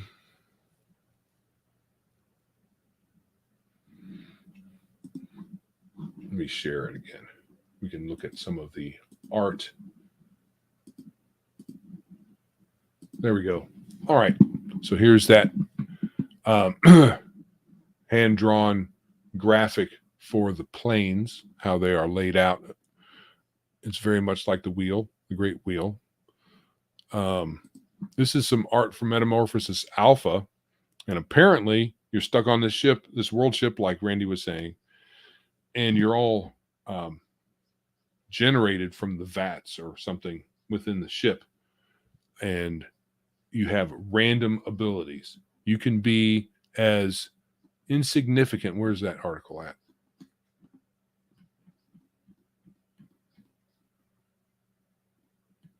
Where is that? Yeah. You can have just one mutation and one minor skill, and that's all you have. And your one minor skill could be food service. So you could be the cook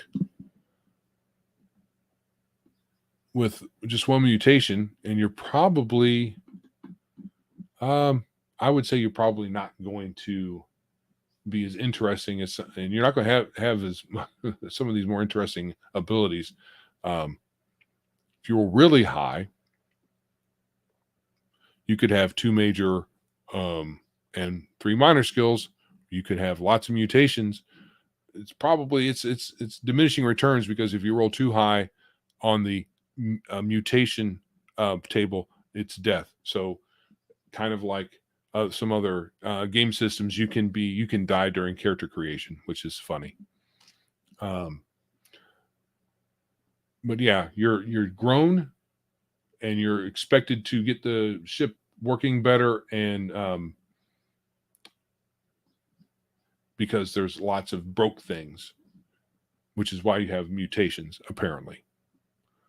Let me see what else I can find here. So this is an example of an article that talks about how you make your dungeons.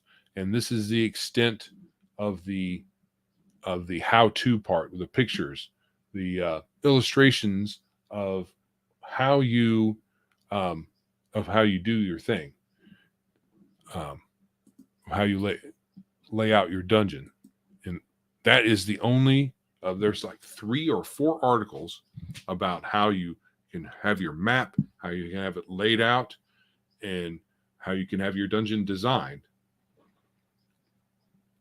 But these are the only pictures, and they were fine.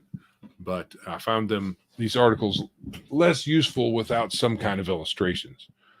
Some interesting, I think there's a one at the very end with demons.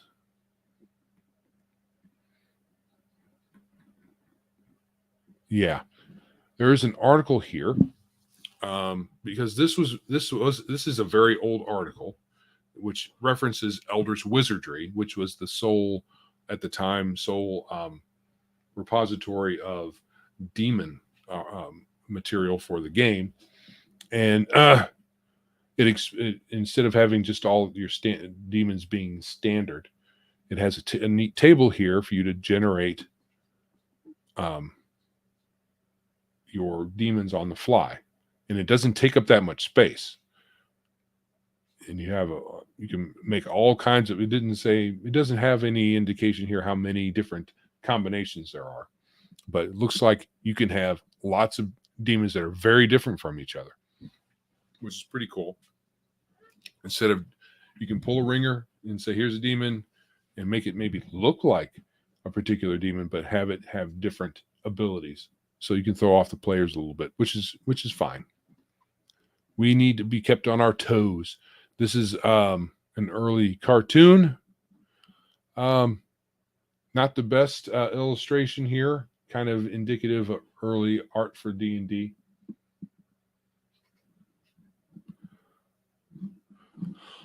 Let's see. There's a whole article on Japanese mythos. This probably is also another pre-existing bit of AD&D material before they had the deities and demigods or manual of planes.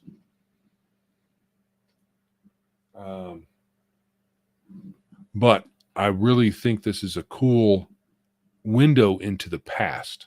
It showed, and if you've played D&D over the different editions, you can see where some of the ideas came from. Apparently, Dragon Magazine was a testing ground, proving ground for a lot of concepts that did make it into the game eventually. Not all of them. I would say probably not. Half of the articles where here's a cool idea, I don't think half of it actually got into the game. But a good amount of it did. Let's see here. Some old ads. Join the only official Dungeons and Dragons game club, the RPGA from back in the day. Back in the I don't know if this is an ad for the RPGA as it existed in the 80s. Probably. I don't think they had an RPGA in the 70s. They probably called it something else, if there even was one. Let's see. All right, let's get rid of this. All right, Randy is still not with us. Let's see. Jack the 71st. The demon generation article would be later refined into the random demon generation table for the DMG. I imagine so. But one of the other things is, I think we were talking about it earlier, is there's a lot of info packed into fewer words. I think the older the game got, the more verbose it got. Even if you discount the font size, I think it got more verbose and had, while I like art, it probably had a little bit too much, and it made the books more expensive, made it bigger. Um, the way that the writing was here is much more succinct, and I like it better.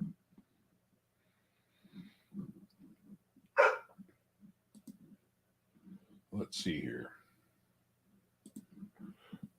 Bruce says I had the magazine compilation on CD-ROM for years. Yes, it's, I don't know if you can run it on the modern computers, but yeah, it was on a CD-ROM was that back in the 80s or the early 90s, something like that. They had 300 or 250 issues of Dragon magazine on a single CD, and we were all amazed at how much you can get onto one CD back in the day.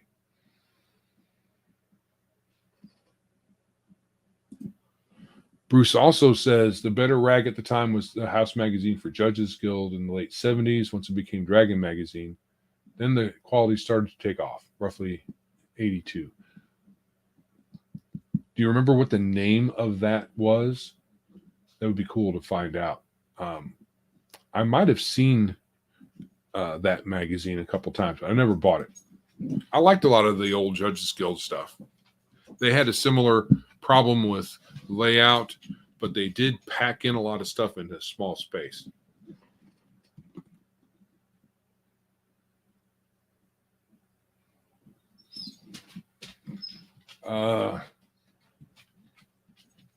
So Bruce says that many people have set the CD-ROM released in 1999. That sounds right. And put them into PDFs to share for everybody. Overhung. What's that? Would that be the piratey type of thing? All right, Randy's. The Dungeoneer. That's cool. That is the old Judges Guild rag from back in the day. It'd be cool to see if I can find any of those. Let's see. Where's that? There. All right. So I think, is it really, it's all cracked up to be. I think it's, while it probably doesn't stand the test of time in production quality, especially art for the most part, layout's not great. But I think that many of the articles contain still things that you can perhaps even use to this day, and some indication of some history on the game. I think it's more historical piece than gaming, unless you're currently running chainmail. If you're playing chainmail, then and you don't have this, then it could be very useful.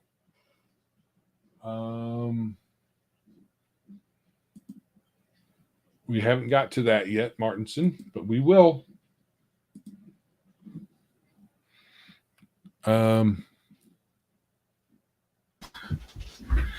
Sorry, man. Did I miss all the fun stuff? Well, I got to the question that is this particular segment. Okay. Is it really all it's cracked up to be? One, I don't know what it's cracked up to be.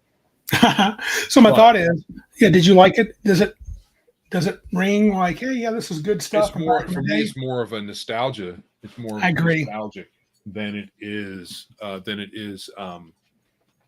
useful. Yeah. I mean, there's some things, even though they didn't have any drawn or whatever maps, you could probably get some useful information out of the articles in reference to how you put your dungeon, your wilderness, and your towns together. There's probably some good stuff in there. Yeah. I don't know. It was written so long ago. I don't know if it's unique though. Yeah. Or if I'm not sure.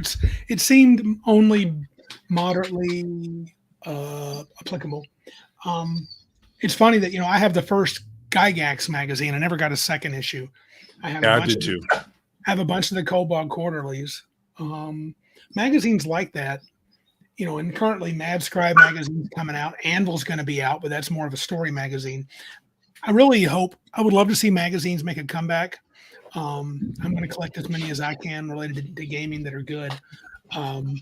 But yeah, this one just seemed to be more nostalgia driven, though there was bits and pieces I appreciated. It was weird. It was kind of weird seeing some of the articles like, well, there are dungeons with more than one entrance, and they talk a lot about writing their dungeon or creating their dungeon. They didn't talk much about, a campaign, not in the way we think about it, but it was old school. What you going to do, right? Right. And there was some reference in there about, your dungeon. This is my dungeon. That's whatever you're playing. Like we would say adventure. Yeah. Yeah. All right. Shall we, you want to move on to the campaign analysis? It's 9:30. Or you want to call it quits and do it next time? Oh, What do you feel like? we could probably bump it. It doesn't matter to me. We can, whatever. I think it'd be better if I bumped it because I got some stuff I got to deal with here. Martinson asked about updates on tickets sold. Have you seen any updates? I finally 5 got tickets. Damn. People, I hope they buy the tickets to Big Geek Con. I want it to happen. I'll be sad if it doesn't.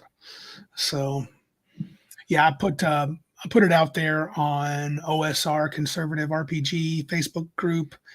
Cabin Con reminded them and trying to get our boys out there to get jiggy and buying their tickets. And some of them are kind of last minute dudes anyway, which is a problem because we can't wait too long because I don't want to get stuck with that bill if we don't have enough people to pay for it. So, but any update on BGE? We did a fairly sizable update last week. Cool. And fixed some bugs over the weekend. Hopefully, it was one particular. Well, the devs were saying that it was a general error, but only one person was telling me he was having problems with uploading pictures and PDFs. But that got fixed. Oh, okay. Good deal. I don't know if David Gwill is still listening, but I have got that. I think we've got the final draft of the module, and I think I'm happy with it. I need to read it in more detail, but he did one heck of a job getting it all put together. What's that called? Laying it out and editing. So Editing. I will say one of the things about the Dragon magazine we were just looking at. Yeah. There were a couple of typos that I noticed. Yes. But in general, I think even with the layout not being great, it probably has less typos and grammatical errors than we see in stuff these days. Oh, definitely on internet articles for sure from certain websites we know about. Right. Well, I'm talking about produced games. I can. Oh, okay. I'm thinking, especially during. Okay. When was it that we got like the errata from hell? Was that third edition? Third edition seemed like it, yeah. But always some errata coming out. Always. And I can't read too many books these days without there's a typo, there's a typo, there's a typo, there's a typo. This is a weird sentence, blah, blah, blah, blah, blah. I didn't get a lot of that from this. There was a couple, but it's not very long work. So I think the at least the spelling of the article writers was a little bit better. But that might even be an artifact of just being overly wordy. Yeah. The more words you write, the more you're going to get spelled wrong. So yeah. True. Well, we need to put that. Flady said, how many tickets? And I told him 20 for the Big Geek Con. Did you drop the link on the Discord servers? I don't think we have. Yeah. Have you? I think I have. All right. But I can do it again. I should probably do it like once a week or twice a week or something like that. I did get a good response from a guy named Colin that was at VentureCon. He says he thinks he's going to be able to make it, which is kind of cool, but I'm trying to push them to get those tickets. So last minute stuff just isn't going to work. I don't want to, I could put all that cash in, if I paid for it up front and just counted on people showing up. Our friends would probably show up the day of and say, how much to get in? They're going to do that. So, and we'll charge a price if you just show up last minute, but I guess I just got to take a chance. I don't know. I may I may end up eating it and just see what happens.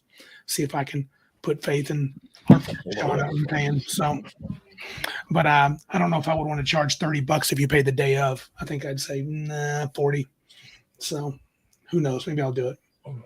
So, I really want it to happen too, Flatey. I want Big GeekCon to happen. I want to get some gaming in. I want to see a lot of people that said they're going to come. Would be fun, and excited about the whole idea. I think it'd be neat.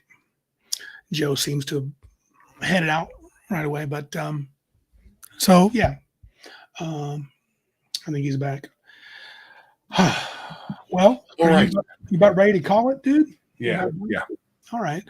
So you guys know where to find us on all the socials. We're there. Like, subscribe, share us wherever you view us or listen to us. Your favorite podcatcher of choice, I guess that too. If you want to drop us a few coins, you can do that on PayPal and Ko-Fi and Patreon, which I have an idea for Patreon. I'd like to talk with you a few minutes about that. Sure thing. And our website is www.biggestgeekestpodcast.com, and email is thegeeks@biggestgeekestpodcast.com. And of course, check out Big Geek Emporium, where you can get all that gaming goodness for your table at biggeekemporium.com. All kinds of sweetness going on there. Please check it out. Good stream, a lot of good discussions. Got a little testy at times with some people not happy with Ryan David, but oh well. I don't know. I still don't fully understand it, and I don't think I need to. It's between them, so they'll figure it out. But anyway, any other comments, Mr. Joseph, before we get out of here? Head over to tabletop.events to find Big Geek, the Big Geek Con. It will have a link in the description as well. Also, head over to Flatey just said he'd donate some tickets. Oh, wrong one. Flatey said he would donate some tickets. Yeah, Bruce, the Ryan David situation is a long story that I don't fully understand, and I'm not going to repeat it because I don't know. It's some people he got into a dust. People are just overly sensitive and can't let things lie, that kind of thing. You know, people. It happened on Twitter. Dude, don't your friends piss you off? Joe pisses me off sometimes. Martinson pisses me off sometimes. Patrick pisses me off sometimes. So what? Get over it. Move on. Yeah. It's not the end of the world. But anyway. All right.